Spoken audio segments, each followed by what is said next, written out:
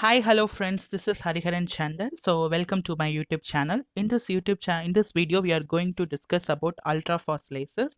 Actually, this is the second video in the title ultra fast lasers. The first video have been already uploaded in the YouTube, and the link will be given in the description box. Now we are getting to the video. In this video, I'm going to discuss about the methods of producing ultra fast lasers, which have been already discussed in the first video. I'm just briefly explaining what we have discussed in the first video. And next here, I mainly concentrated on the Nobel laureates on the ultra fast lasers. After that, we are going to discuss about the advantages and applications of ultra fast lasers.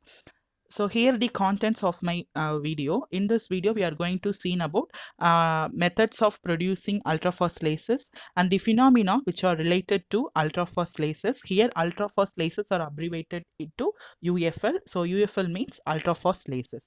After that, the Nobel Prize winners on ultrafast lasers, then their advantages and applications. So methods of producing ultrafast lasers. So before we get into that, let us now discuss about that how the lasers have been produced. We all know that the lasers have been produced by the light amplification by using some lasing medium such like that crystals like ruby, in some of gases like helium neon like that. So that is the basic thing that what we have to do in ultrafast lasers also. So here the laser operate on two general principle. One is light amplification and another one is the feedback ensured by a cavity. This feedback can be ensured by the use of two mirrors we already used in lasers. One of the two mirrors is fully transmitted, partially transmitted, and another one is fully reflecting surface. So here when the light is amplified in the excited gain medium, when it is feedback into these two mirrors, an intense laser beam is produced. That laser beam is having very short pulses. When light waves with ultra short pulses have been generated only when the light waves with a large number of modes or integer multiples of half the light's wavelength are coherently emitted through in-phase superposition. When the laser beams, when the pulses are superly imposed on one another, then only we can able to get the ultra short pulses. These are mode locked lasers emitting ultra short pulses, that is pulse with duration of femtoseconds or picoseconds, mostly below 100 picoseconds. Because of that only, the ultra fast lasers are also known as the pico or femtosecond lasers. So this is the schematic diagram of ultra fast lasers. Here we are having the laser medium, and another one we are having two mirrors, and instead of we are also having some gain medium. So this is the schematic diagram of ultra fast lasers. Next we are moving to the methods of producing ultrafast lasers. So ultrafast lasers can be produced by two methods. One is modes locking and another one is gain switching. The mode locking have been discussed earlier when the lights of number of waves are half the integer multiples of half the wavelength of light, when they are coherently superimposed. That method of producing ultrafast lasers is known as mode locking. Here normally all the mode locked lasers or ultrafast lasers, although we can produce ultrafast lasers using gain switching, they produce only short pulses in the picosecond domain. So typical pulse repetition rates of ultrafast lasers are the order of 100 megahertz, but it is also possible to have only a few megahertz or many gigahertz. The concept of coherence is extremely important in light matter interaction at ultra fast scale. Here the ultra fast scale is mentioning some range between 10 to the power minus 12 to 10 to the power minus 14. That ranges we call it as ultra fast scale. When we already said that the waves are superimposed on each other. So on superimposing of the waves, we can get the interference patterns. That interference pattern can be neither either constructive or destructive depending upon the phase difference between the two waves. So here we conclude that the ultra fast lasers can be produced by two methods. One is mode locking and gain switching. The duration of that pulses will be in the region of picoseconds or femtoseconds. Because of these reasons only, ultra fast lasers are also known as femtosecond laser. Next, we are moving to the phenomena which are related to the ultra-fast lasers. The first phenomena is the Kerr effect. We have been already studied Kerr effect. And next one is the chromatic dispersion, and another one is the saturable absorbers, and another one is Raman scattering and self-steepening. Kerr effect leads to the cell phase modulation, which is a refractive index change, which instantly follows the pulse intensity. Next, we are having chromatic dispersion has a great influence on the pulse formation, also on the effect of optical nonlinearities on the pulse formation. So, when the pulse is generated having some optical nonlinearities, that is because of the chromatic dispersion effect. This is the phenomena which is related to the ultra fast lasers and also related to the ultra fast optics also. Next, we are having saturable absorbers. This is used for mode locking. When the ultra fast lasers are produced by the method of mode locking, there we are also have active and passive mode locking. And then, another one is the related nonlinearity such as Raman scattering and self-steepening when the nonlinearity has a finite response domain. Next, we are moving into the Nobel Prize on ultra-fast lasers. Actually, in the year 2018, the Nobel Prize in Physics was announced for Gerard Mourou and Donna Strickland for the development of techniques to make ultra-short and ultra-intense laser pulses. Okay, so there are lots of methods for producing ultra-fast lasers, but these peoples that Gerard Mourou and Donna Strickland have been awarded for the Nobel Prize in the year 2018 for their work in the year 1986. Actually, they found the method of producing ultra fast lasers in a very short range. That method is called chipped pulse amplification method. That method have been found in the year 1986, but they were lately awarded in the year 2018 for their invention. So what Maura and Strickland did was to develop a method for boosting the intensity and reducing the duration of pulses from a pulsed laser. Already we are having an ultra fast lasers. From that ultra fast lasers, what they are doing is they invented a method to increase the intensity of the pulses and by reducing the duration of the pulses. Already we are having the femtosecond duration pulsar. By reducing the femtosecond duration pulsar into minimum, we get the maximum intensity. For that, they invented a method. That method is called chipped pulse amplification. Uh, so it being done with a pair of diffraction gratings. I will show the experimental setup in the later slides. Actually, what they done is they use the pair of diffraction gratings. They stretch the pulsed lasers. Actually, they stretch the pulsed lasers. Because of that, they get the wide frequency response.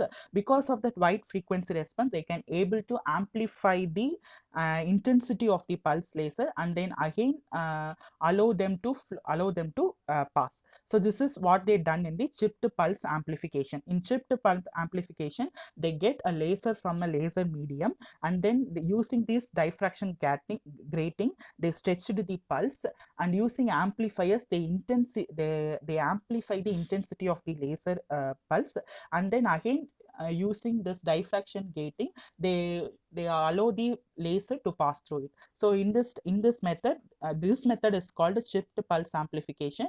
For this method, they have been awarded a Nobel Prize.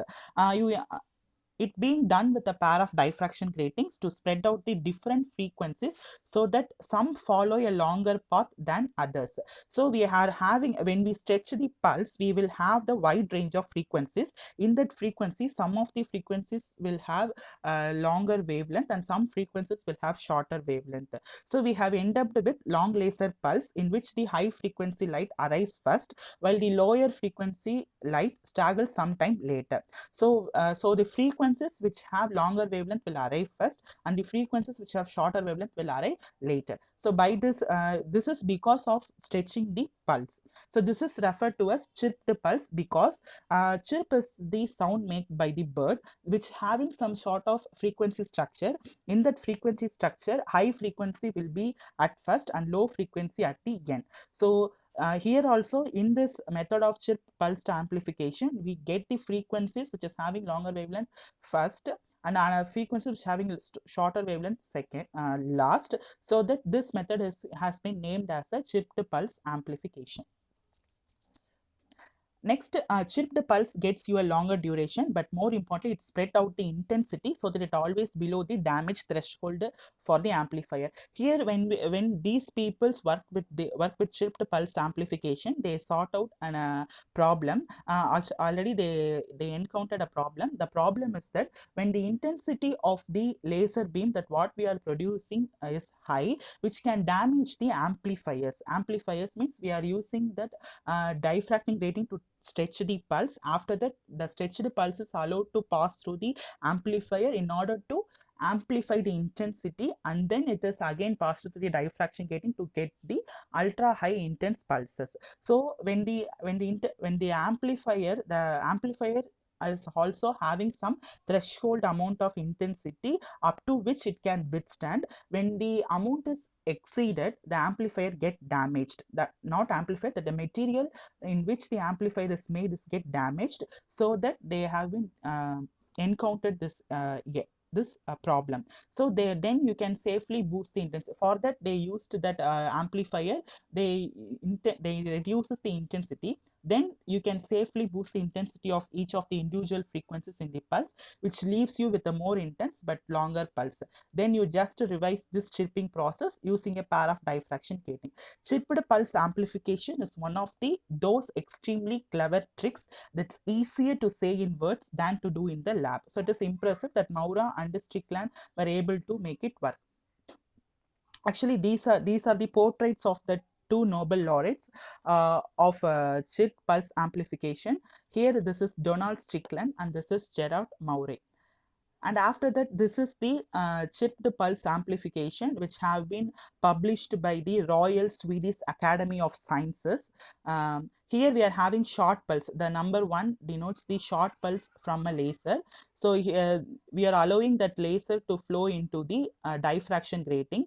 After that, we are making that, we are stretching. The pulse is stretched, which reduces its peak power. We are reducing the peak power. Why we are reducing peak power means in order to protect the amplifier. So if the peak power is high, the amplifier will get damaged. So in order to protect the amplifier, we are reducing the peak power. Then the intensity of the laser pulses amplified. Then we are passing it into the diffraction grating, and finally we get the pulse compressed and intensity increases dramatically. First we are getting short light laser pulse, then we are allowing it to the diffraction grating. In that grating, the pulse gets stretched.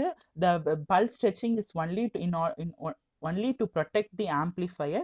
After that, use of amplifier, the pulse get amplified. Then again we are making this chipping process in reverse, to compress the pulse, so we get the intensity very high. So the intensity of the pulse increases dramatically.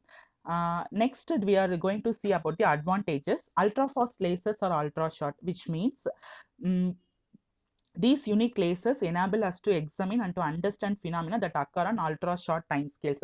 I already mentioned that ultra short time scales is nothing but the time scale between femto to picoseconds. These lasers can also able to freeze the motion of atoms in a vibrating molecule. Next, powerful ultra-short light pulses can modify surfaces in new ways.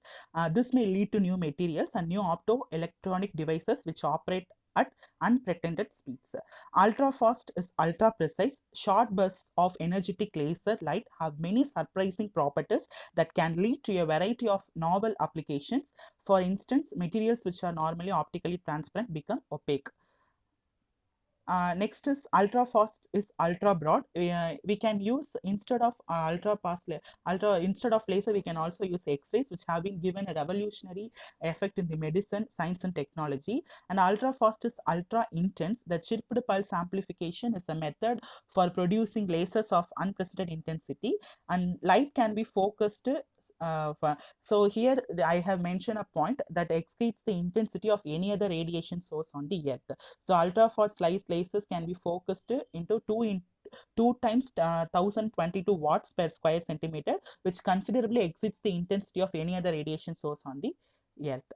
And next these are the applications. Since ultra fast lasers are ultra short, they can be used for the measurement of pump probe measurements and for distance measurements with lasers. And after that, in other cases, actually to exploit when we exploit the very high peak power, the strong temporal concentration of a moderate amount of optical energy will be achieved, so that we can combine with high focusability and result in the high optical intensities.